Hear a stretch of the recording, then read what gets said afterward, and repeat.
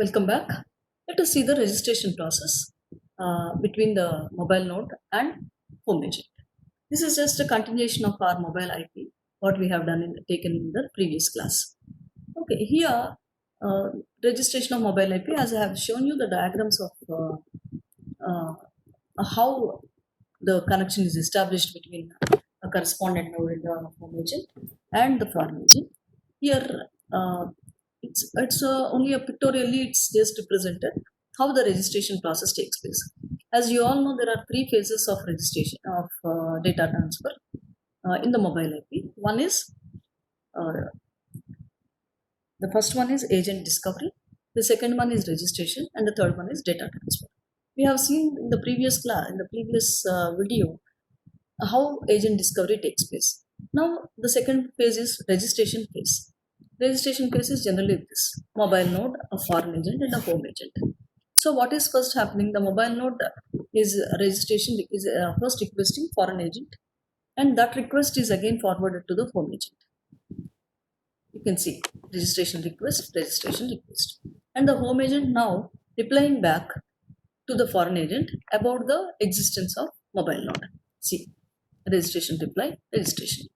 So what is happening when a foreign agent, when a mobile node is moving from its home location to a foreign location, the mobile node immediately when it reaches a foreign location, it first requests the local foreign agent that for allowing it to transfer some data.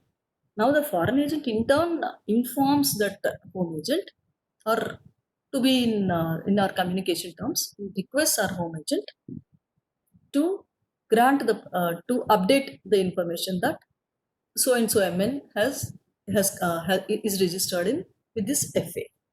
Now HA in turn, okay, accepts that updation and sends a reply, and the same way it again sends a reply to the mobile.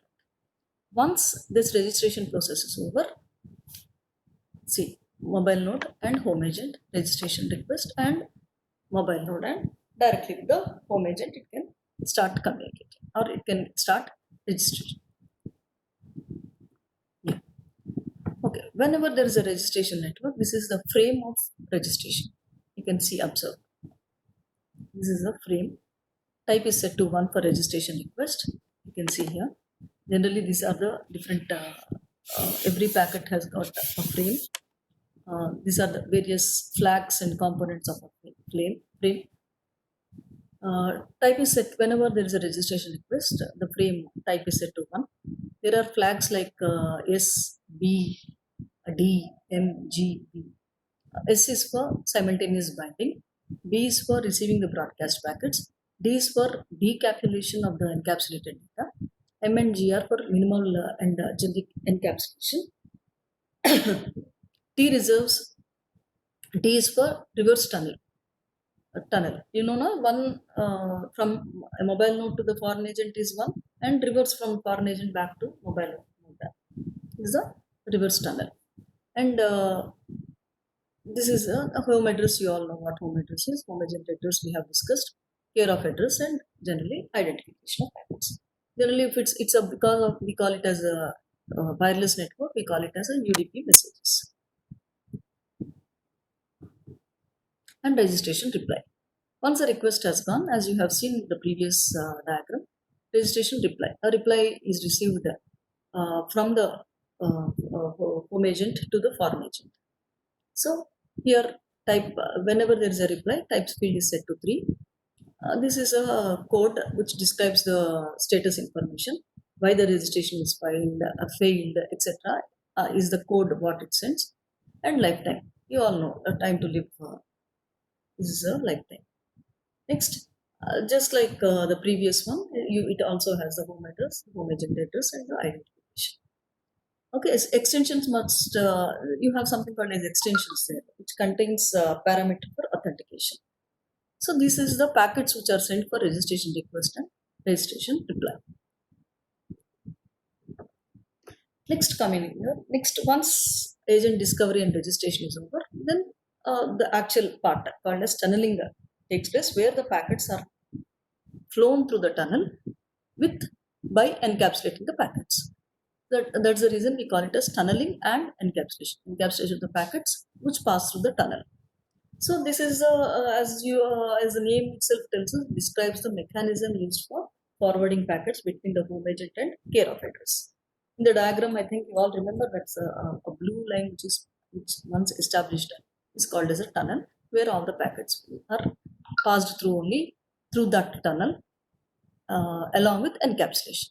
Encapsulation means what? It is a mechanism of taking a packet consisting of the packet header and the actual data and put it into another packet. It's something called as wrapping the data so that it safely reaches to the other end without any drop of data packets.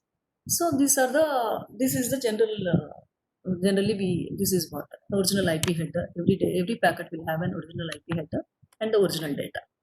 It is encapsulated with a new IP header and the whole thing we call it as a new data. Again, it is encapsulated with outer header, inner header, and original data. So wrapping of the packets without fall of data, without losing the packets, we wrap it up number of times so that encapsulation takes place. Okay. This is what the frame packet of encapsulation is.